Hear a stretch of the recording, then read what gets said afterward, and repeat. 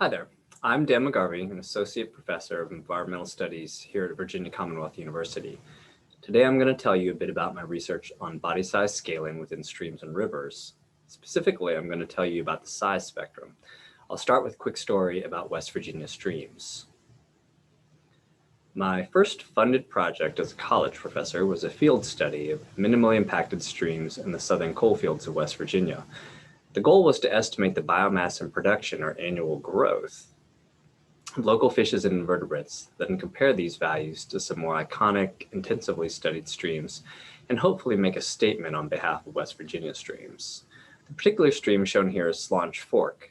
It's a third-order tributary of the Tug Fork River in the Panther State Forest, right on the West Virginia-Kentucky border, and to this day it's my all-time favorite stream to work in. For 2 years, I made quarterly trips to Slaunch Fork and to 2 other remote streams in the region, collecting fish and invertebrate samples with a small team of students. In the process, I realized that I was collecting the very data that would be needed to model the size spectrum for fishes and invertebrates. So I teamed up with Andrew Kirk, one of my master's students, to give it a try. This is what the fish and invertebrate size spectrum looks like in Slaunch Fork. Here, individual dry mass is plotted on the x-axis and density is plotted on the y-axis. Invertebrate densities are shown as white points, fish densities are shown as black points. Some examples of characteristic organisms shown among the different size classes. A strong curvilinear relationship exists between the two, and when we log transform both axes, we get a clear linear relationship. Now, it probably comes as no surprise that small organisms tend to be more abundant than larger organisms, but the steadiness and precision of the relationship shown here is really striking. As it turns out, this relationship is a natural extension of some first principles in ecology. In a 2013 paper in Trends in Ecology and Evolution, Rowan Trebilco and a few others explain with elegant simplicity why the kind of tight size versus abundance relationship that we see here is something we should often expect to see in nature. Here we have a timeless graphic that anybody who has taken an introductory class in ecology will hopefully recognize. It's a trophic pyramid. As we move from bottom to top, we are progressing from primary producers to secondary and tertiary producers, or tertiary predators, but we are also decreasing in abundance or losing biomass. Because prey consumption and assimilation are inefficient processes, we traditionally expect to lose about 90% of the basal resource as we transition from one trophic level to the next. Now let's experiment with some simple restructuring of the trophic pyramid. We'll start by shifting each of the trophic levels to the left axis. Then tilt or spin the trophic pyramid counterclockwise so that the y and x axes are reversed. Finally, we rotate the pyramid to obtain a mirror image of itself.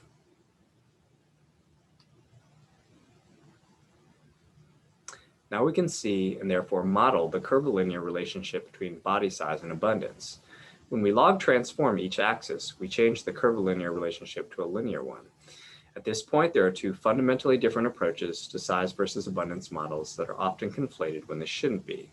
In the majority of empirical studies, species-level averages have been used in size versus abundance models. Each point in a size versus abundance scatter plot represents a species, with size most often represented by a species' mean or maximum adult body mass. Unfortunately, species-level averages can be very misleading. First, consider that in aquatic systems, a given species will typically be represented by several distinct size or age cohorts, as shown here in a typical length frequency histogram for black-nosed dace. The particular population shown here is from Slaunch Fork, and it clearly includes 3 distinct cohorts. Now consider that in aquatic systems, many species are generalist predators. They'll eat pretty much anything they can catch and swallow. For this reason, as individuals grow, they gain access to larger prey that are themselves likely to be predators. Thus, trophic position tends to increase with body size, shown here using some N15 stable isotope data that I collected from modeled sculpin. In combination, these two observations mean that in aquatic systems, a single species may consist of multiple functional species. In other words, the role that you play when you are small and abundant will be different than the role that you play when you are large and comparatively rare. This is why species-level averages may be problematic. Size spectrum models get around this problem by using a fully ataxic approach. They consider only individual body size, irrespective of taxonomic identity. Here's how it works. Individuals are sorted among a series of size bins. Traditionally, we use log2 or doubling size intervals. In this animation, we'll first move all of the small invertebrates to the smallest bin. Then we'll move mid-sized individuals to the middle bin. Note that in some cases, very large invertebrates may end up in the same bin as some very small fishes. This is an ataxic procedure, so we do not worry about mixing different taxa within the same bins. And finally, we move all of the large fishes to the large size bin. Once all of the individual specimens in our samples have been sorted, we simply sum the number in each bin and build our size spectrum model. Here in our Slanch fork plot, each point represents a distinct log2 size bin, and the abundances shown on the y-axis are the sums of individuals after normalizing to 1 square meter within each bin. Size spectra research has a reasonably long history in marine and lake systems, where it has been used as an applied tool in regulating commercial fisheries. The work that I've been doing in streams is more novel, but where the story gets really interesting is when we recognize that about 3 years ago, the National Ecological Observatory Network, or NEON, started collecting the exact same fish and invertebrate data that I was using in my streams. NEON is a massive National Science Foundation project. In a nutshell, it aims to collect and distribute, at no charge to you, detailed information on hundreds of abiotic environmental variables as well as biological samples. This information is all collected at sub-daily or seasonal intervals at each of 81 terrestrial and aquatic sites distributed throughout the US. In a short talk like this, I really can't begin to provide a meaningful introduction to NEON resources. Suffice to say, if you do environmental research, you will almost certainly find value in some part of NEON. For the moment, I'm just going to focus on the 14 NEON streams shown in this map. I pulled all of the fish and invertebrate data that NEON has so far compiled from these 14 streams, then formatted the data for size spectra analysis. And here's what the results look like. In this plot, I've combined all of the NEON data collected from the 14 streams in multiple seasons and years. The brown points are invertebrates and the blue-green points are fishes. What we have is a remarkable degree of consistency in the size spectra relationships from very different types of streams. These data include high elevation streams in the Western Cascades and Sierras, desert streams, Great Plains streams, and a bunch of eastern deciduous and coniferous forest streams. Now consider the fact that each of the NEON streams is, by design, a pristine or minimally impacted system, and what we are potentially looking at is a near universal baseline for tracking aquatic life in stream ecosystems. This sort of baseline could be pretty useful in efforts to document or predict the effects of different types of disturbances on aquatic life. How might that work? How could we use size spectrum models to track biotic responses to environmental changes or perturbations? Well, the first thing we need to do is think in a simple, logical way about the factors that may change the size spectra parameters. We'll start with the size spectra slope. One of two things may logically cause a decrease in the slope or a steepening of the slope. An increase in the abundance of relatively small organisms may push the slope up higher at the left side, or a decrease in the abundance of relatively large organisms may lower the slope on the right side. Alternatively, an increase in the slope or an overall flattening of the slope may result from decreasing numbers of small individuals or from increasing numbers of large individuals. So what about the size spectra intercepts? An increase in the intercept implies an overall increase in abundance across multiple size classes, while a decrease in the intercept implies an overall decrease in abundance. So I'll conclude my talk with a couple of examples of how these changes might be recognized and interpreted. Going back to the West Virginia streams data, I used quarterly samples from 3 streams to model changes in the slopes and intercepts of size spectra models. I found evidence of significant changes in the slopes and intercepts among seasons, but not among sites. I propose that changing slopes may be a function of water temperature, while the differing intercepts may reflect flood events. Here we have an annual water temperature profile from Slanch Fork. I used hobo temperature loggers to record continuous water temperature at each site. Now let's build out a cumulative degree day temperature profile to think about the annual window for invertebrate growth. Degree days are measured as the number of degrees above some physiologically relevant threshold that that occur on a given day. In this case, we can use 10 degrees C as a general benchmark for invertebrate growth. Above this temperature, the metabolism of many invertebrate taxa will be sufficient to promote growth. Below this temperature, growth is unlikely. By tracking daily temperature relative to the 10-degree benchmark, we can build a cumulative distribution of degree days that serves as an approximate model of the annual window for invertebrate growth. In this case, growth is likely to begin in early April, then continue until we reach a plateau in October when daily water temperature drops below 10 degrees again.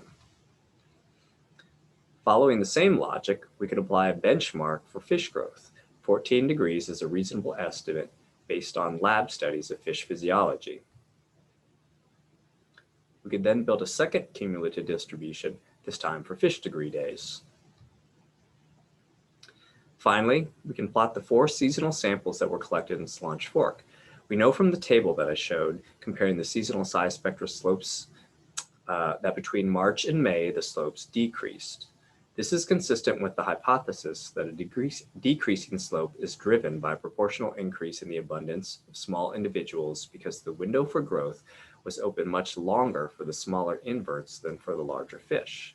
Between May and August, the size spectra slope increased. This is consistent with the idea that fish growth began in earnest around May, and by August, the fishes had had time to catch up.